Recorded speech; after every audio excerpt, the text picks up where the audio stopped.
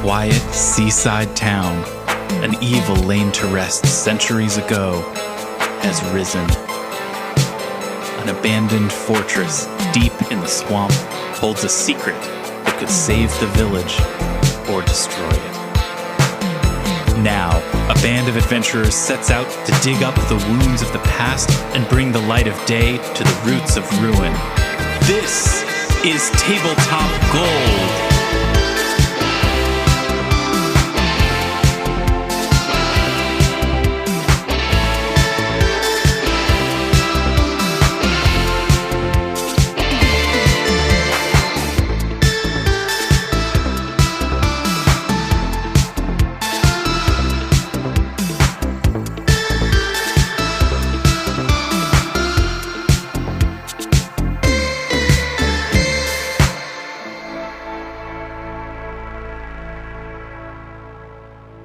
Hi, welcome to Tabletop Gold. My name is Lars Casteen. You're listening to a actual play tabletop role-playing podcast. You're listening to the second episode.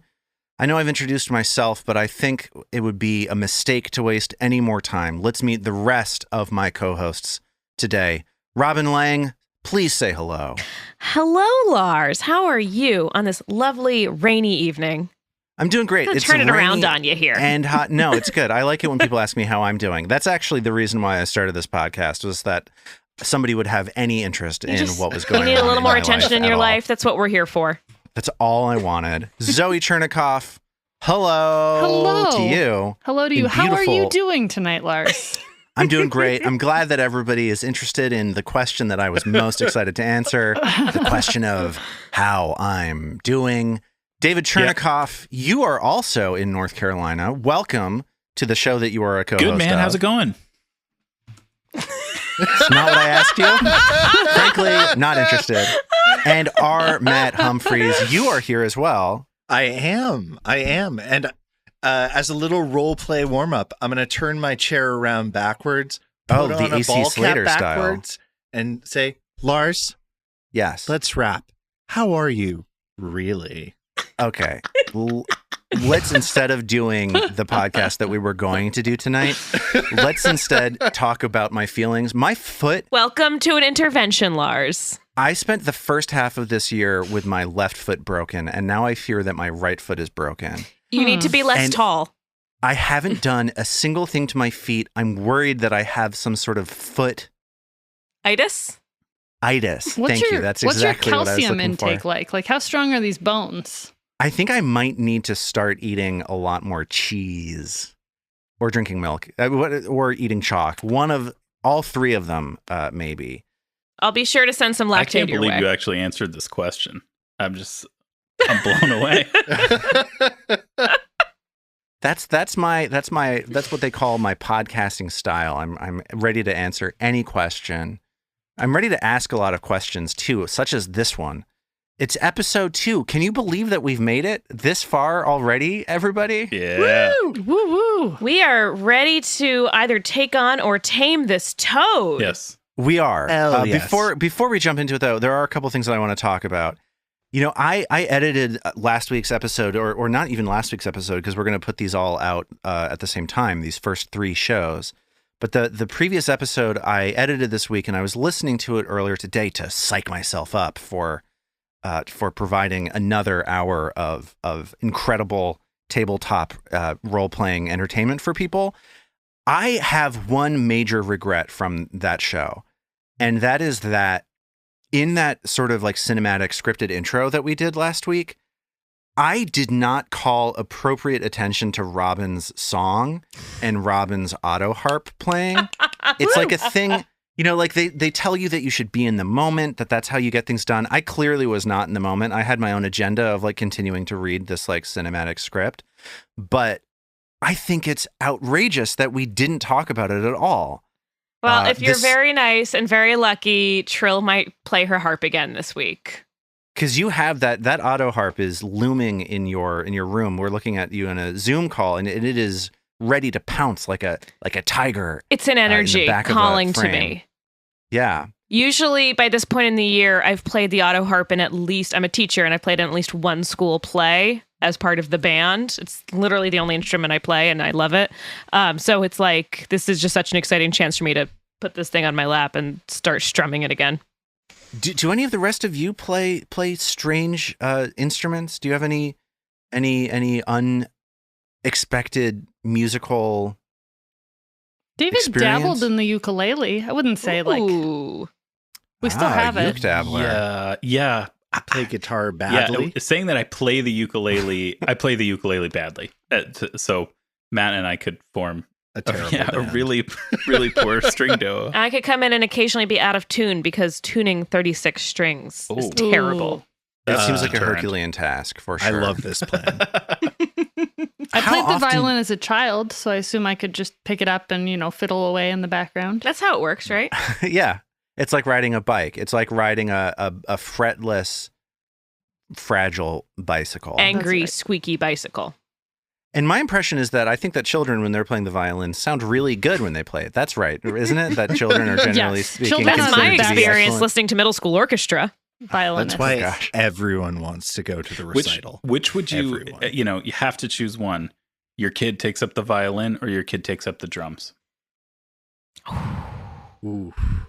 I would be excited about either one or both. To be frank, Yeah, but that's because you're like a family of musicians. You're going to be your own family of musicians. I don't yeah. know. Fr- I lost the train there. I think my main motivation is I need my child to attain some of the success that eluded me as an adult. So the sooner they get That's healthy. time invested in learning, practicing and monetizing an instrument, the better off. Your I think answer we're all gonna seems be. so well adjusted, and then the reason for it. Michael Jackson turned out fine, you guys. King of pop. seeing King of pop. Lars as King. like a Joe Jackson type is a very funny turnaround for me. Well, now that we've Again, compared me to Joe Soren. Jackson, Again. it's probably time to move on. Before we get into the game today, I kind of wanted to just like touch base. I feel like people listening to this show like heard our big cinematic character intro last week, and I feel as though some people are probably asking what character class is everybody playing. So Everyone. does anybody want to? Everyone is asking. I mean, I think some people Zoe, it may surprise you, but people get unreasonably angry about things involving tabletop role-playing games on the internet. I get that. The Paizo forums are a place full of rage. Well, I can tell you that Trill is obviously a bard. There's that harp. That's all I was trying to get. I just wanted the harp to come out.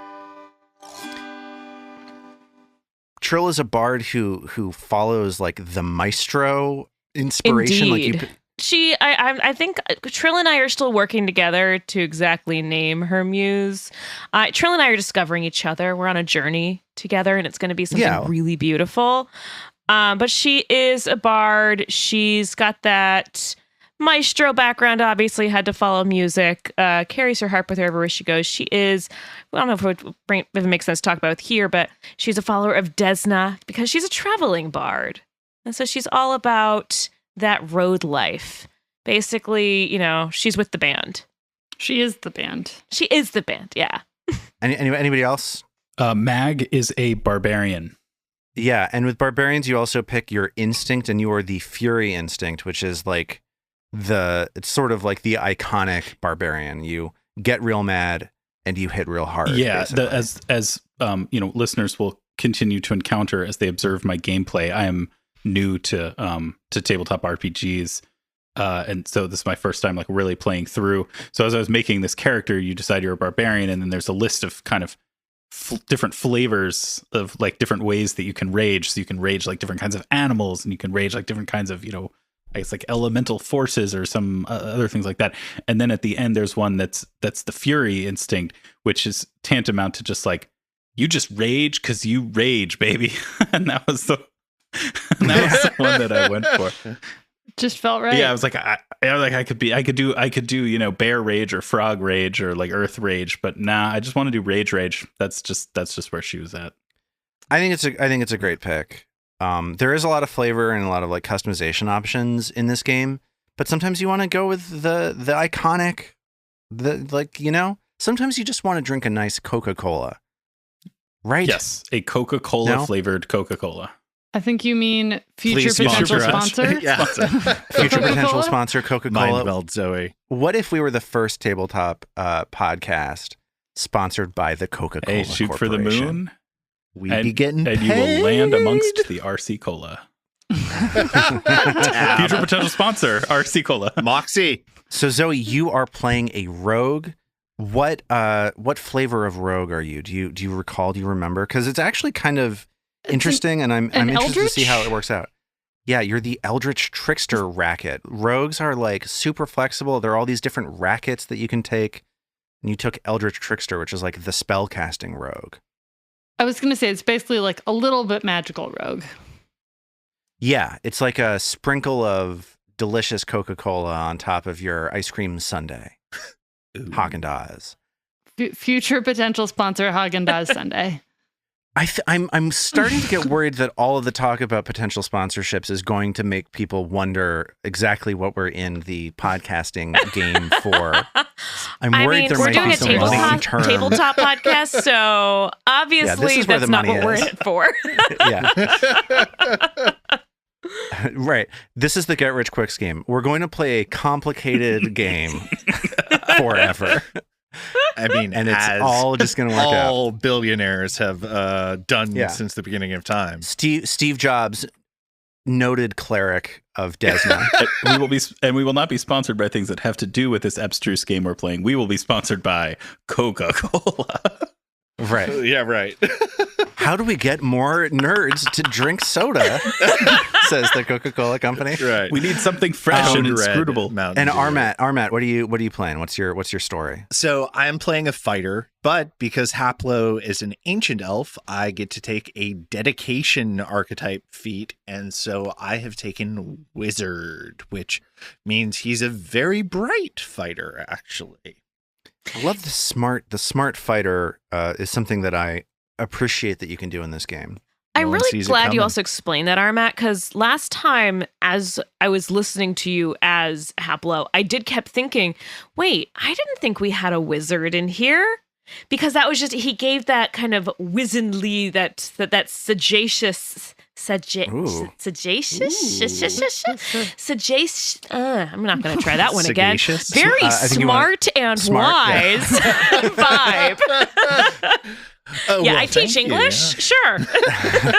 but so that's kind of why I wanted to do this, just a quick, just get this out of the way for people, because there are some kind of weird character builds in this group, and I feel as though people could get confused, and I appreciate you all following me on this journey of asking you what your character class is. What do you say we jump into our game? Shall we? Because our game is about to jump into us. Let's get back to these swamps. Yeah. There's going to be some jumping. To catch everybody up, you're all here investigating Gauntlight Keep, an ancient lighthouse about a 20-minute walk away from the town of Otari. You were asked by Rin Savinksi, the owner of the local magical supplies shop, to figure out what is going on here after she noticed that this lighthouse has recently started illuminating itself with an eerie blue light after dark. So, as soon as you got here, you were able to see that the buildings surrounding the lighthouse have fallen into horrible disrepair, but the lighthouse itself looks pristine. After a confrontation with some small blue humanoids, you started exploring the area around this watchtower on the outskirts of the lighthouse. You haven't spotted the two creatures that ran away from you, but you have discovered a few things. One, it seems that the drawbridge leading out of this watchtower to the main fortress area is booby-trapped, and that two of you are standing on top of it. Two, it seems as though one of the escaping creatures threw a chunk of meat onto the ground nearby. And three, it seems as though the chunk of meat has lured an enormous frog monster with tusks and a thick layer of mucus covering its body out of the water, and it has just noticed Norman. So here's where we're starting. You're all spread across this pond or this inlet near the watchtower with 4-foot deep mucky water in it. A couple of you are on a booby-trapped drawbridge. One of you is still inside the watchtower, and one of you is 50 feet away, about to get killed by a giant frog beast. It's very exciting. I'm very excited to see what happens next. So please roll for initiative. Robin, what did you got? Trill rolled an amazing 9. Ooh, not great. best 12 David for Mag. A 12, also not great. This is gonna be good. Zoe, what did you roll? We got a big, huge 9 for Norman as well. Wow. Okay.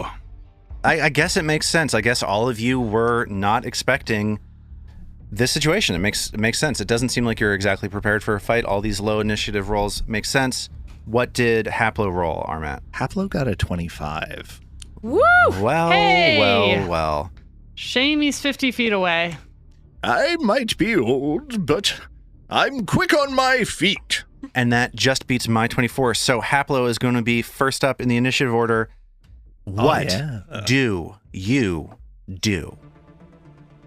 First of all, I want to ask you a question. How high is this bridge? This bridge is 5 feet above sea level. Oh, okay, cool. So Haplo is going to stride, dropping down. He's going to run along the shore, and then using his next 2 actions, he is going to make a long jump to right here. So that's a 2-action ability. I have to make an athletics check, and the DC, because it's 10 feet, is DC 10. Starting off with one of the more complicated things in the game. I love it. Let's get that long jump going. This old Yeah. guy, he knows where it's at. Look at him go. I've been training for this. And he makes a 10. Just barely makes it. His heels like splash a little on the water, but then he settles into his fighting stance. I guess his bastard sword is not yet drawn at this point. He didn't still have it out from fighting those gremlin guys? Lars. No. No. Evidently not. Afraid not. I'm a stickler for the your I weapons are tried. not out at the beginning of combat situation. So Haplo runs across jumps off the bridge, runs along the shore, and lands waist deep in about 3 or 4 foot deep water. This is difficult terrain that you're in right now, and you find yourself looking up at this frog beast, its glistening tusks looking as though they might be interested in puncturing your precious ancient elf body. And good for me, it's now the frog beast's turn. Let's see what happens. First, the frog beast opens its mouth and tries to impale you with one of its tusks. So this is a strike against Haplo. That is a 16 to hit. No luck. It misses. Okay. I think that they're going to try one more time, so here's another second attack against Haplo. This time it is an even worse attack. That is a 9 on the die. You'll have to try harder than that, fiend. The frog, I think, is scared by this situation and scrambles back up onto the shore and puts its back against the wall of the fortress behind it. It is now Mag's turn. You hear the sound of splashing and running around the corner from you. What do you do? Does it look like the bridge will hold me at all now that Haplo's off it? Yeah, so last time you took a good look at that bridge, and you got the impression that it could hold one person of your weight, but not 2. So you feel pretty confident that the bridge will hold. Mag is going to first step out the door onto the bridge since she's confident it's going to hold, and then she too is going to follow a similar path to Haplo along the shore and then try to take a leap over into the sort of marshy area by his side. Can you give me an athletics check for that leap? Yes. Or for that long jump? That would be a 2 on the die for a 3. Okay, so you do not successfully leap across the water with your long jump. Where do I leap to? You instead, you instead you basically do what is called a standard leap in this game. That's a kind of jump that doesn't require any kind of athletics check. Yeah. You can land essentially one square away, so you do effectively manage to get your way across this thin patch of the river and land on the far side. So I'm like... You can land right there. So I'm like here, basically? So just to recap, Mag ran out the front door, across, down the shore, attempted to long jump, failed, and just sort of did a quick hop over the water and landed on the far side of the shore. It sounds like I didn't have to long jump. I could have just jumped to where I'm at for only one action instead. It does seem like that. Let's give you that action back. Oh. You could have just done a leap, and let's just say you have one more action left. I guess I'll draw my shield. Your shield is... Oh, you're going to raise your shield. Raise my shield. Yeah. Cool. Oh man, I wish I'd known that. Sorry, Armat. But you got to ask questions I don't know the answer to in order for things to happen the way that you want them to, I guess. It is now Noted. Norman's turn. What would you like to do? Norman has 2 questions. One I think is fast. This gray wall that's right to my north is too tall for me to be likely to jump up on it, right? Like I can't just scurry up there and go... That's right. That's about 20 feet up of sheer rock wall. Okay, not going to happen for me. So the frog ate the meat that was thrown out and made the gross thunk sound. There's also a dead body. Where is the dead body? The dead body is essentially on the north shore of this inlet. Would it be possible for Norman to use that to hurl at the frog with his man. telekinetic powers? Sure, that's fine. Okay. And also just, the way the telekinetic projectile as a spell works, it's like you can tell me what it is that you're throwing. You don't need to have sourced a thing from narration. You can be like, there's a chunk of rock, there's a sharp object, etc., etc. There's a corpse. There is a corpse, that's true. So Norman decides that what he wants to do is to use his mind to throw a corpse Right. at our friend the frog. At our friend the frog. All right. So that is a 19 on the die for a 25. That is a very good roll, but is not quite a critical hit, as the corpse of this reptilian figure flies forward towards the frog and smacks it straight in the face, doing some damage. That's a 2. Oh, but plus 3, so 2 on the die, so it's a 5. So that is 5 points of bludgeoning damage, as this frog looks incredibly surprised that this corpse that it, for some reason, has avoided eating, that seems like an interesting story, slams into it for 5 points of bludgeoning damage. Norman has one more action. I think he's just going to try and see if he can figure anything else out about, I guess, the frog. Okay, so you take a look at the frog. That you would need to do a nature check in that situation. Oh, that's the one thing I don't have. Could he learn anything about the corpse with anything else? Sure. That would be a society check. All right, let's learn about that corpse. Okay, so I'm going to do a secret roll for you to see what it is that you know about this corpse. You take a look at it, and the thing that jumps out at you is that it is a kobold. This is the corpse of a kobold, and you know that because kobolds are creatures that you have seen around town. They're kind of a common nuisance around Otari. All right. It is now Trill's turn. What would you like to do, Robin? Trill is going to stay up here because, she's kind of short, and I feel like it's actually a much bigger deal for her to jump 5 feet down.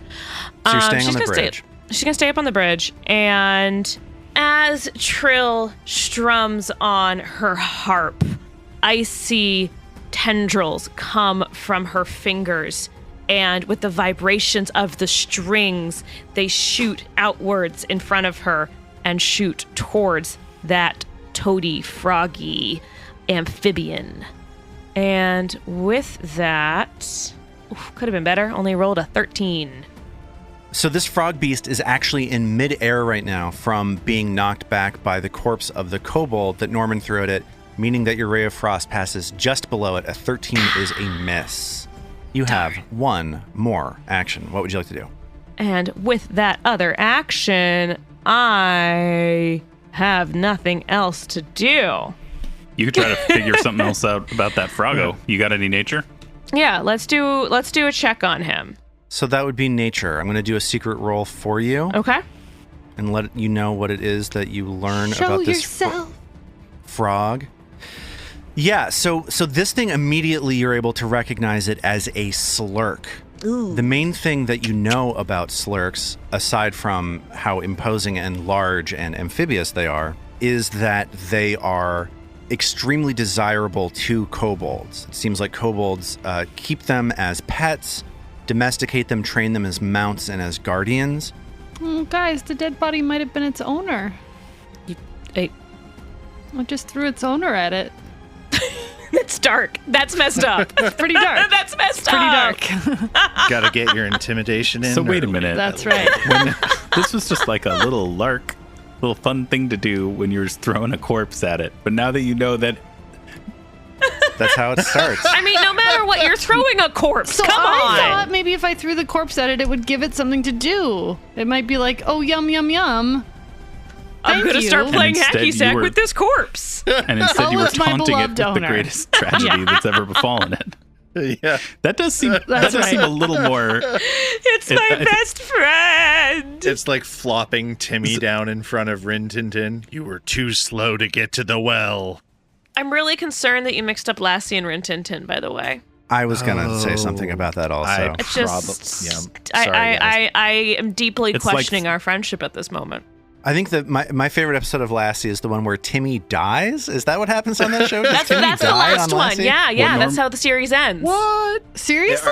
Are you guys punking me? Oh.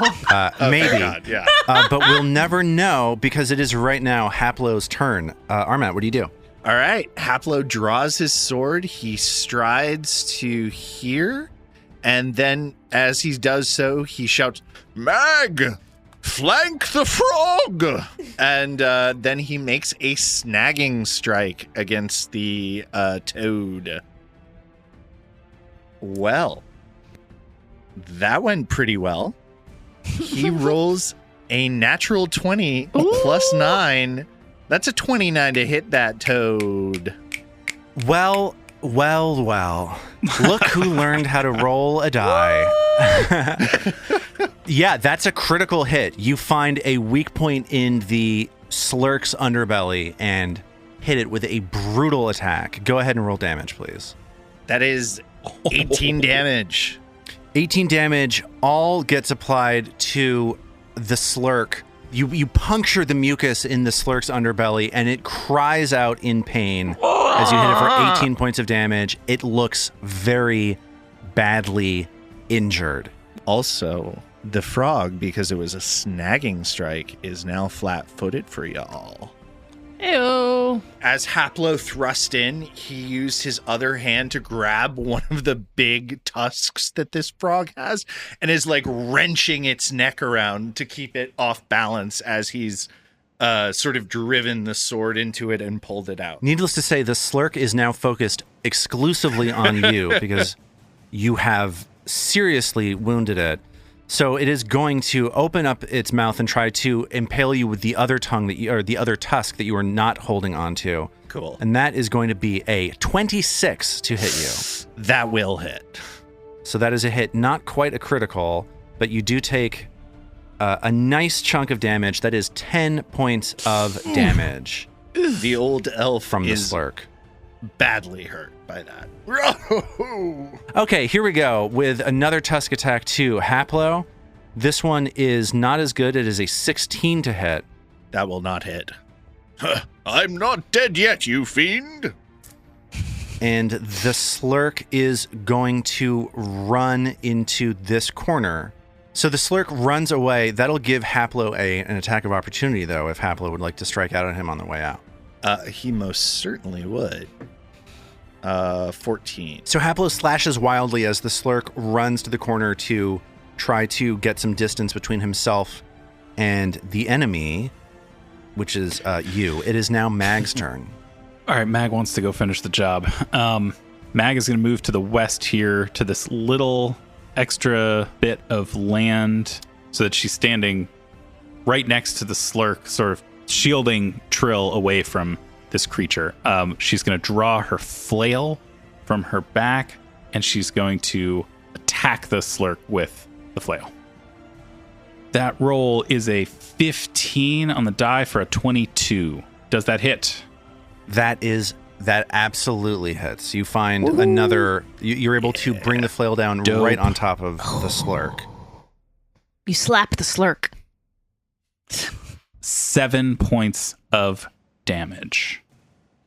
So that's 7 points of bludgeoning damage to the slurk. This creature looks very badly off. Like dead? Dead off? Nope. Nope, not dead. Norman, it is now your turn. You have just seen Mag run along the edge of the water and bash this frog. You probably were expecting to get attacked in this situation, and your friends seem to have come to the rescue. What do you do on your turn? Friends is strong.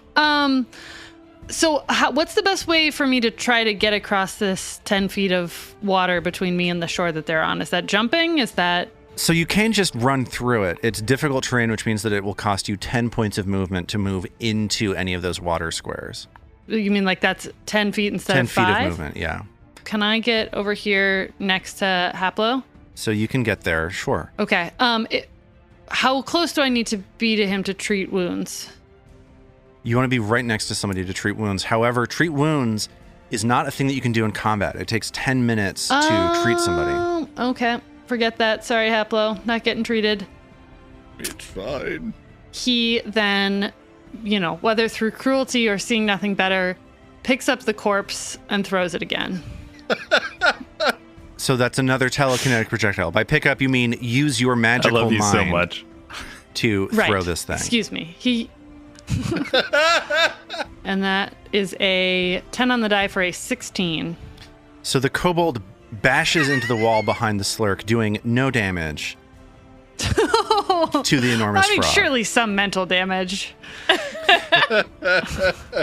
Unfortunately, this is not a game that quantifies. So we don't get a will saving throw on that. Trill, it is now your turn. Oh. You see people attacking this frog that is around the corner from you, but you're not really able to see it so well. Yeah, Trill can't see anything, so she's going to move down a little bit, see if that helps. Oh, good. Now Trill can see the frog. So Trill steps back along the bridge toward the watchtower. Yeah, so that she can see where this slurk is. She sees that he's not doing too well, so she actually figures she can draw her bow for her second action.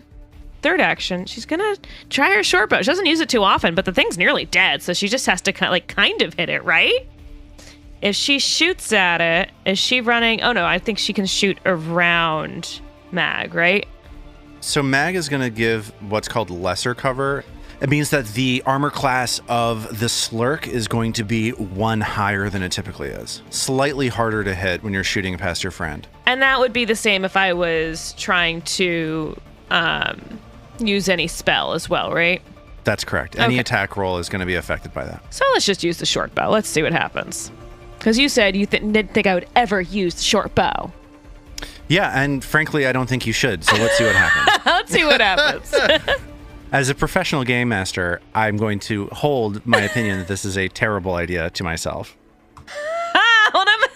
See, it wouldn't have mattered what I did because that roll was shit.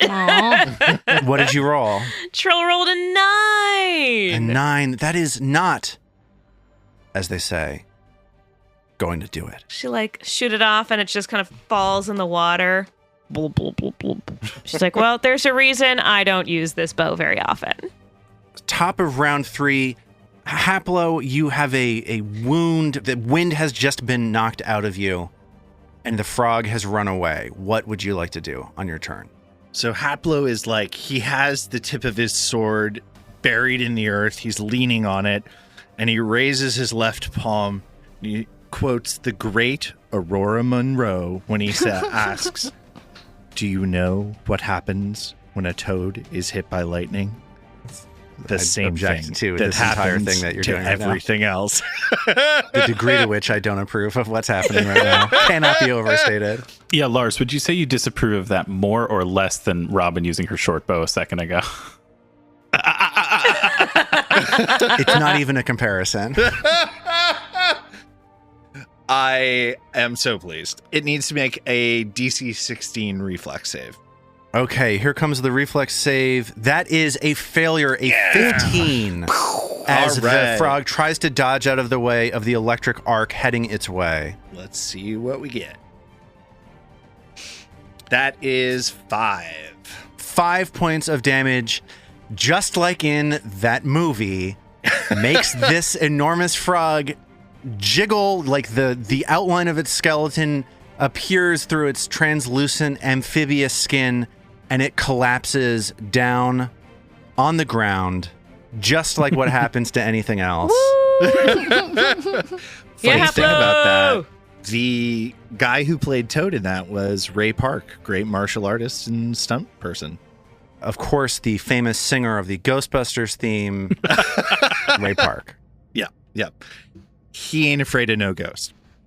Also, just afraid of storm. Correlated. Bustin makes him feel Bustin good. makes him feel good. Wasn't sure if we were going to mention Not that. interested. Don't want. Just like everything else. I want so little of what you're selling tonight, Matt.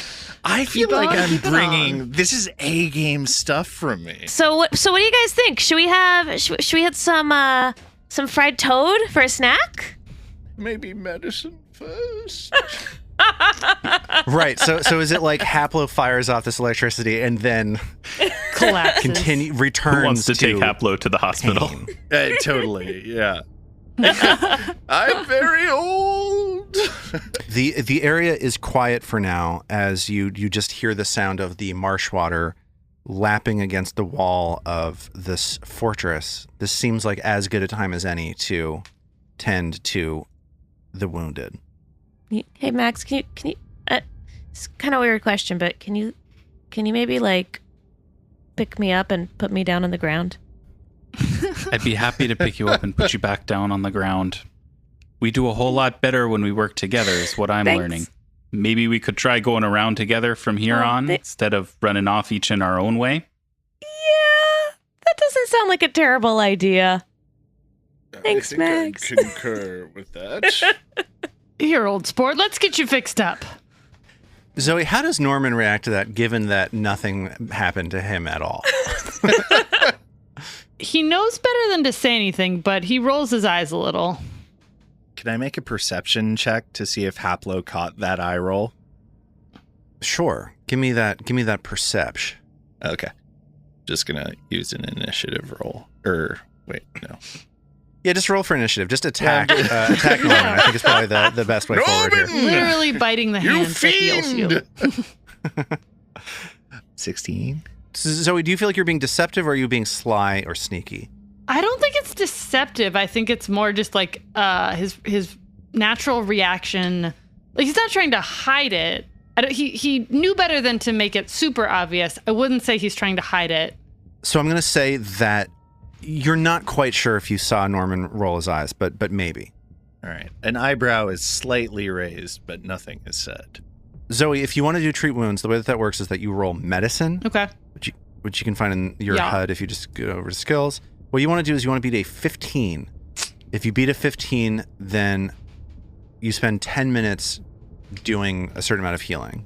Unfortunately, that was a 8 on the die for an 11. So what that means is that Norman spends 10 minutes tending to Haplo's wounds, but doesn't seem to be able to help Here, old sport, out at all. I've got a bit of medical training, and he kind of puts some gauze on him, but to no effect. Doesn't feel much better.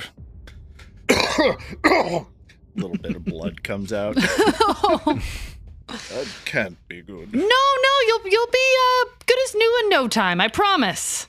And you said you had medical training? That's right. I picked it up. Here and there, bits and bobs, but gets the job done. And he gives a big smile. Does it? Does it, young man? That's right. Just wait it out. You'll see. Very well. So Haplo is now immune to treat wounds for the next hour. So what do you guys do? You could potentially wait for another hour to try treating wounds again, or you can move on, or I think Haplo is hurt enough that we should try to get him right. I mean, maybe there's something we can do in the meantime, like we could try to canvas this area a little more and see if maybe we can get a little more lay of the land. Where you're standing right now, there are tangles of reeds that grow in thick clusters around the edge of a muddy pond. You see the half-decayed body of this kobold that has been thrown against the wall of the fortress here. And that is about all that you see. So Trill is feeling kind of bad because all she could do is like play some music to try and distract him from the pain as he's trying to feel better. Very little healing. But, she also is like a cat, curiosity. So she wants to go investigate that kobold.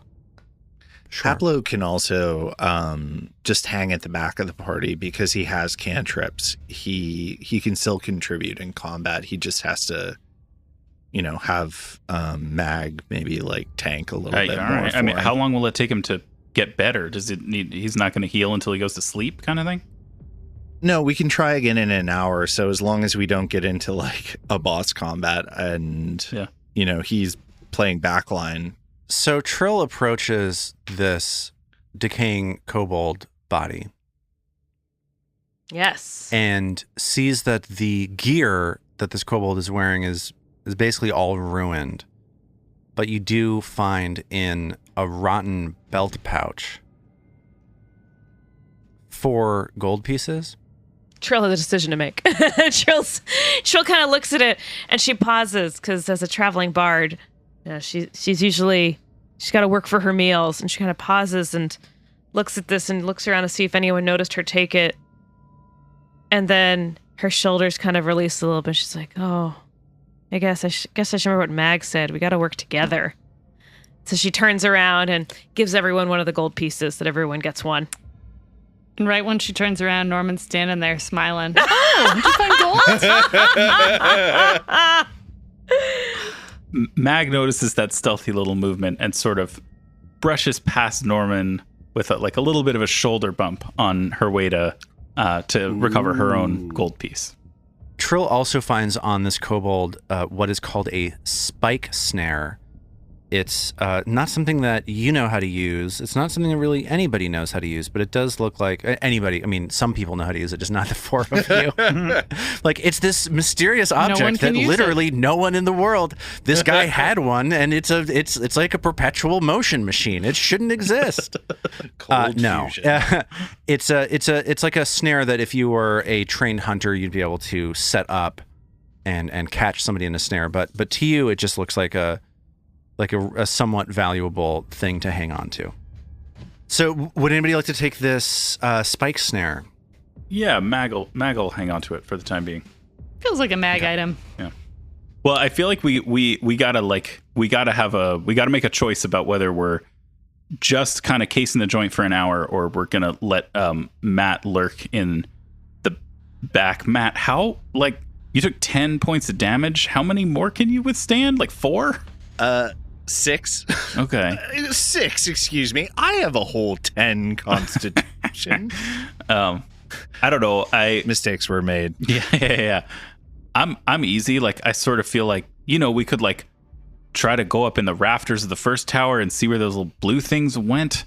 Or we could just carry on. I don't know. I'm up. I think I'm up for whatever. I think Mag would probably want to heal the comrade, but would be ready to be talked out of it. How long, this is just a gameplay question. How long does it take for an hour to pass? How long have we been on site? It is currently 8:31 in the morning. Okay. I'm tracking all of this time using Foundry VTT's incredibly specific time tracking deal. That's so cool. It's, of course, the 1st of Gosrin in the year 4721. It's 8:31 in the morning. You've been here for about 31 minutes. You investigated this watchtower, you got into this fight, and you have waited. You've attempted to recover for 10 minutes, then you've explored for about 10 more minutes, checking out this kobold corpse. So yeah, that's where you are right now. It's going to be 40 minutes before Haplo is ready to get wounds treated once more. I think Norman's vote, perhaps to no one's surprise, would be, well, let's just go on ahead and see what's up there. We've got you, old sport. Yeah, Trill kind of feels the same way.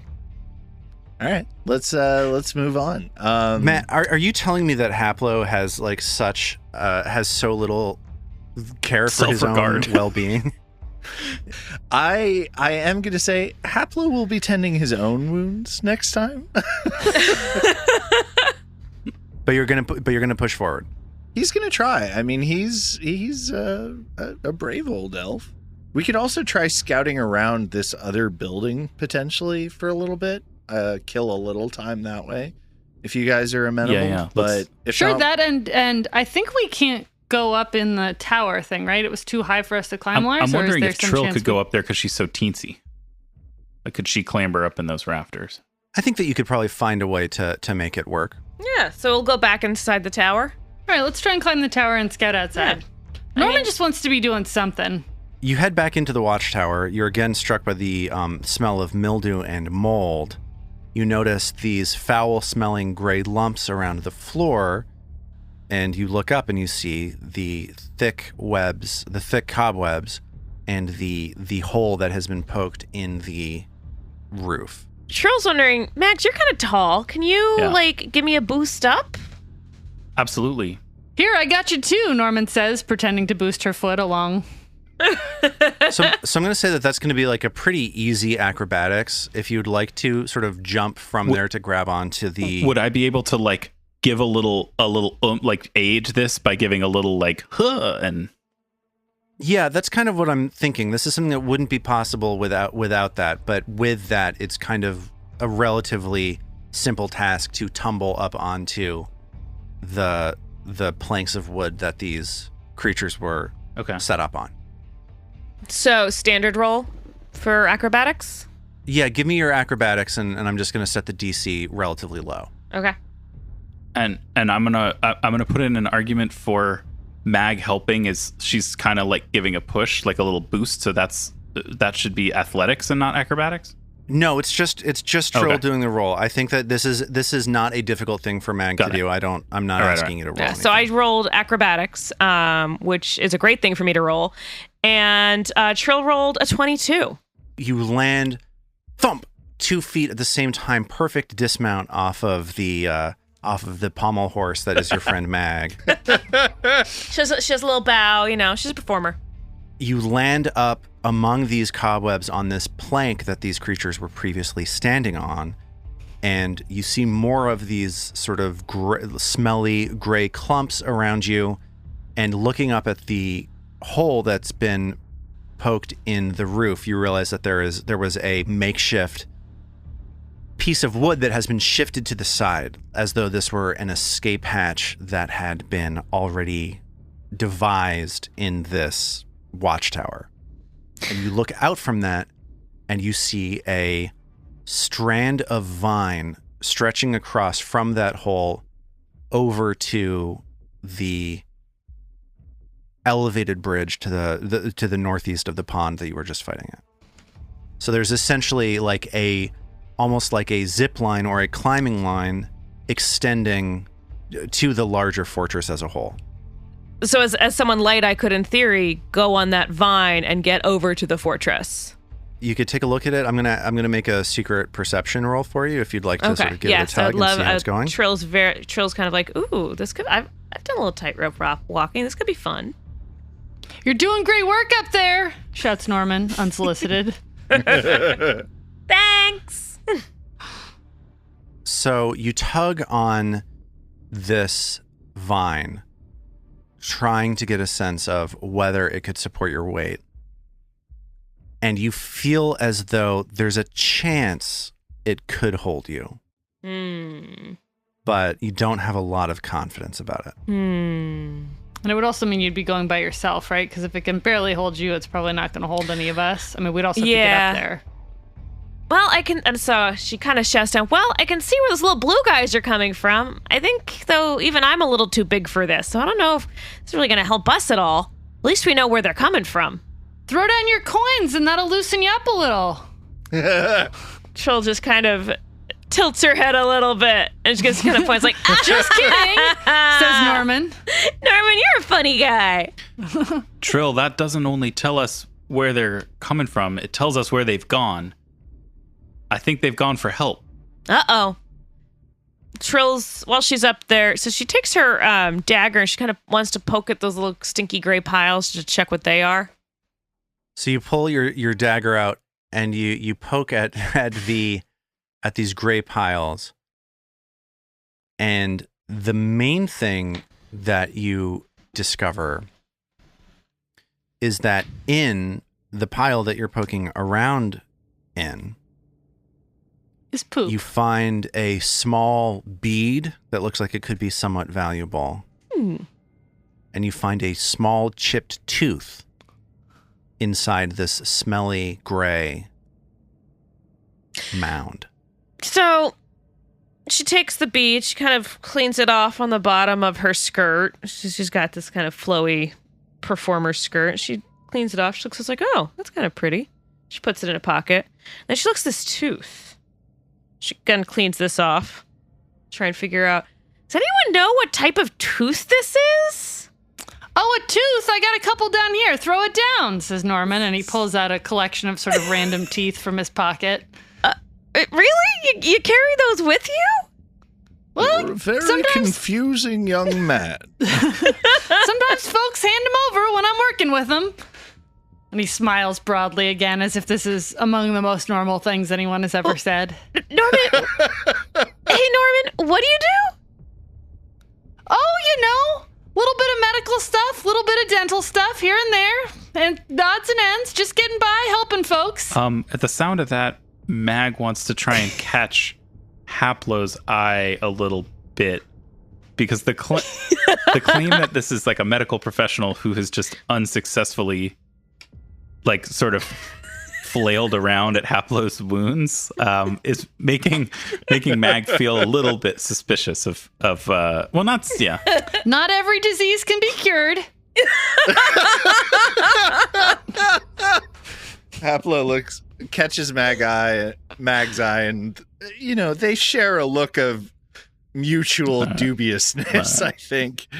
And then Haplo looks back at his and Norman wounds. catches it and looks at it to see what he can find out about it.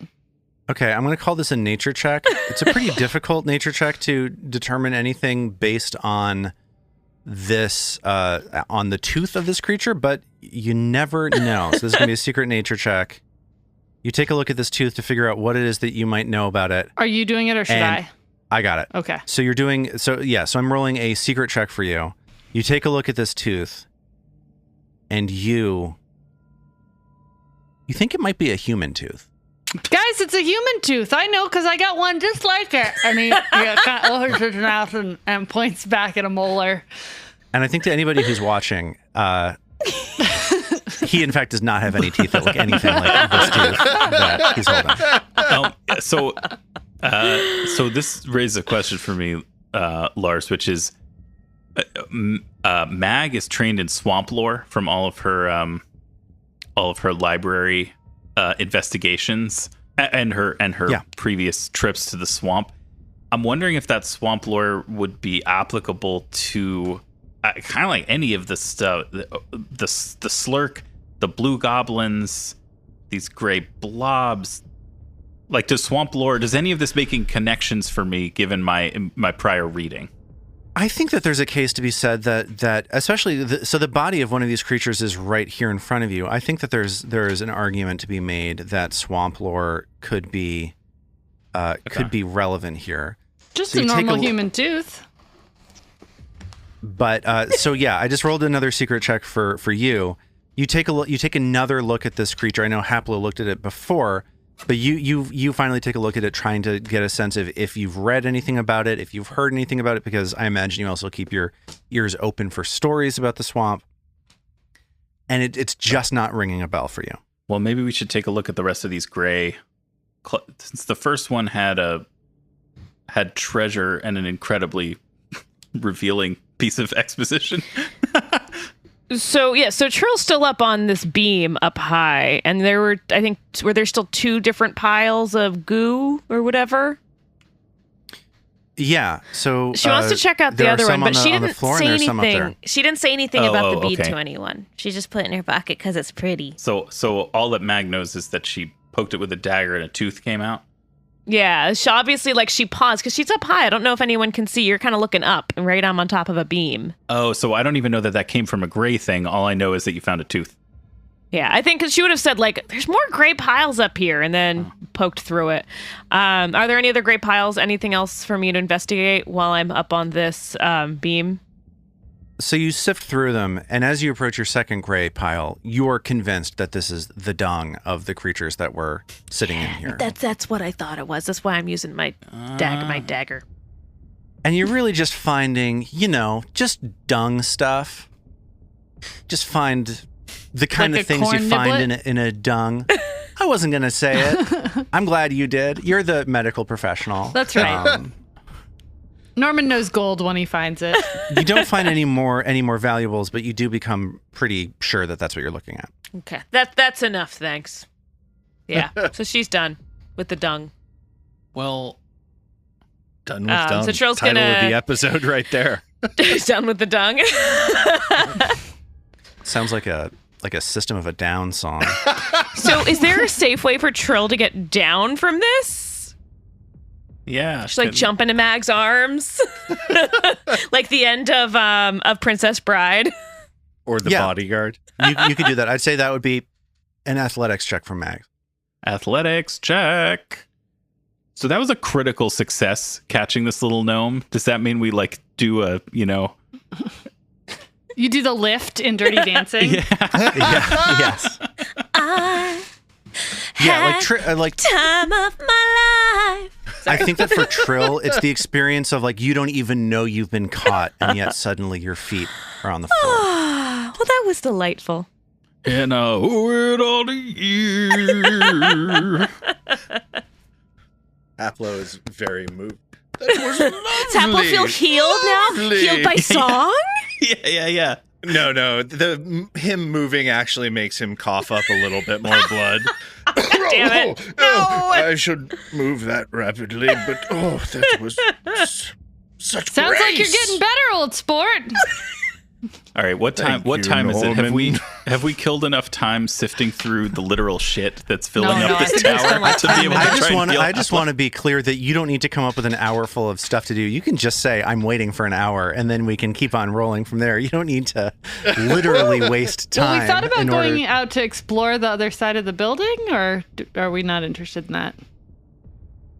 I'm willing to just wait. Say it's been an hour. Whatever, Rest. 20, Yeah. 20 minutes. You and guys then- want to look at my tooth collection? And Norman sits on the floor and just starts laying them out in a row. And Trill just kind of comes around. She's like, maybe? Let's see.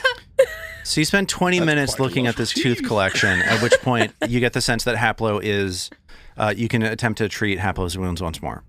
Norman, would you aid me in this attempt? Of course. You've made such improvements already. I'd be happy to help again.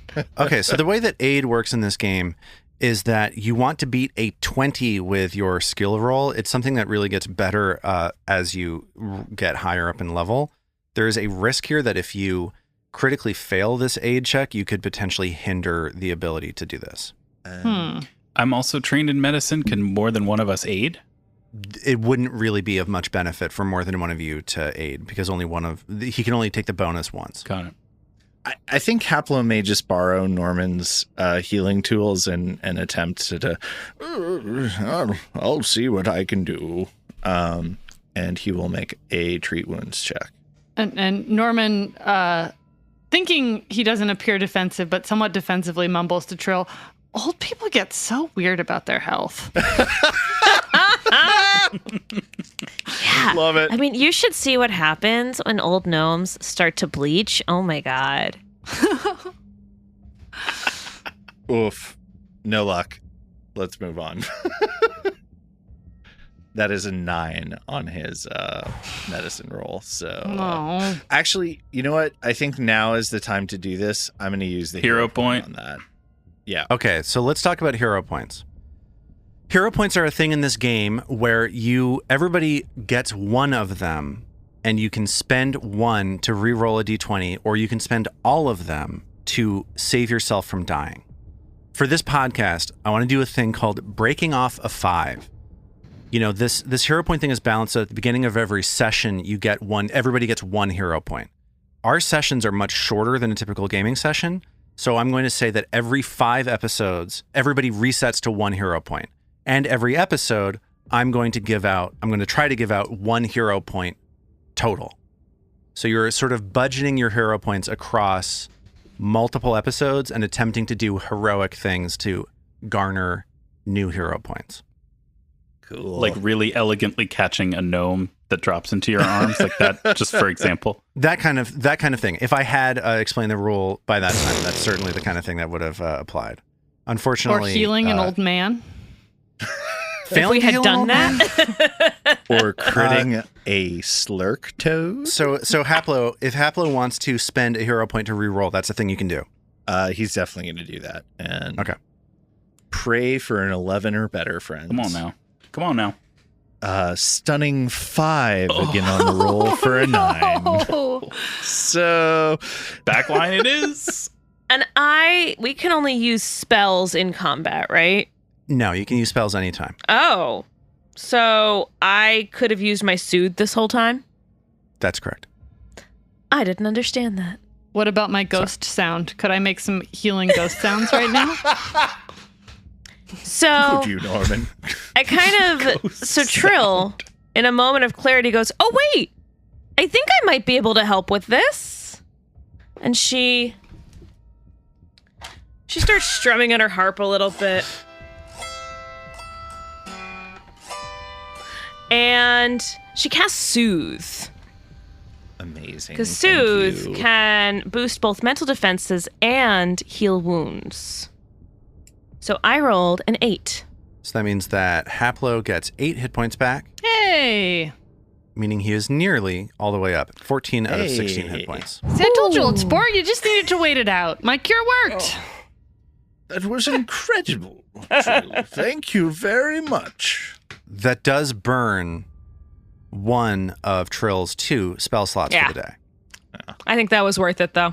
All right, it seems like we're probably headed across the bridge super carefully one at a time. I guess my only thought is, do we want to snip the zip line before we go? Well, if they get back in that tower... I guess that doesn't really matter. I guess they can follow us. I don't know. So I kind of feel like should we go across the bridge? Yeah, let's do it. That. Yeah. I assume we're just sending the gnome in first, since that's kind of our thing. Yeah, send the little one first. It sounds like she'd go first on her own anyways. Yeah, she's fine with it. All right. So Haplo, they were both on the bridge at the same time before, so Haplo will go with her. And Mag is like gets to the knows that she can't step on at the same time, but like gets herself right there, since it's the tiny one and the recently wounded one, and she knows that she's best served being maybe we shouldn't be leading the party. Yeah, that's the idea. Okay, so you head out one at a time across this rickety trapped Norman walks drawbridge along without a care in the world, whistling and tossing the tooth he's got up in the air and catching it. So the first people through are Trill and Haplo. And you push through this door, another rotting wooden door covered with graffiti, collapsing off of these hinges that have long since rusted all the way apart. And the two of you spot in this room piles of rotting timbers and loose stones that are lying in heaps around a large L-shaped hall. There are clumps of moss and tangled vines spilling down from gaps in the wooden ceiling above. There are several doors that you're able to see here leading in all kinds of different directions, most of them barely clinging on to their hinges and frames. Debris completely blocks a wooden stairwell immediately in front of you as you open this door. That stairwell leads up to a large hole in the ceiling with nothing above it. Here and there, the stone walls bear the scars of fire or damage from an ancient battle. And two things kind of happen simultaneously here. One, Haplo, with Roseguard lore, you are struck by a faint feeling of recognition that you've read something about this room before. And the other thing that happens is that toward the bend of this large L-shaped hallway, you see a trio of those same blue humanoid creatures. From this improved vantage point, as you're closer to them, you see that these small creatures sport large bat-like ears and that they're outfitted in matching uniforms, presumably patched together from the skins of creatures that have wandered too close to these ruins. Two of the creatures scream, again in the same language that you're not able to understand, Nang, nang, nang. with a tone of abject loathing, as the third attempts to mount an enormous maggot, maybe 150 pounds in weight. Oh. With no warning, this enormous larva pitches forward, snapping the makeshift saddle tied around its abdomen and dumping its would-be rider into a pile of rubble. After a moment of shocked silence, the three blue creatures erupt into another round of berating each other. Have they seen Have they us? noticed us? Well, what are you guys doing? Are you attempting to hide? Like, are you walking? What? Tell me what it is that you're up to. So Trill will open it up, and she's the one who's kind of leading the way because she was the lightest across the bridge. She starts, and she's walking through, and she's noticing all these things that you were describing, and then she sees little blue creatures. She kind of pauses and starts to walk very cautiously, and then she sees the 150-pound maggot, and she goes, "Ah!" She screams. I'm going to give you a hero point for that. Yes. Because I think it is exactly what it is that you would do. Oh my God. That's horrifying. So horrible. As Trill screams, the large wrinkled ears of the figure nearest to you, the one that was just dumped off of this maggot, turns sharply in your direction, and they bark in order as the other two fall silent and squint their eyes in your direction. A moment later, Nyah! scream the three in unison at the maggot, encouraging it to lead the charge as all four humanoids and maggot start rushing toward you. Oh, gross. And we'll pick up from there next time. Oh. All I can picture now is just, I'm seeing Trill just like run and hide behind Mags. Well, if we want to follow the successful formula from this episode, we're going to have to knock out one of the little blue things first and then hurl it at the maggot. Right, yes. The Always. corpse flingers strike again. It's nice to have a group name. Yeah.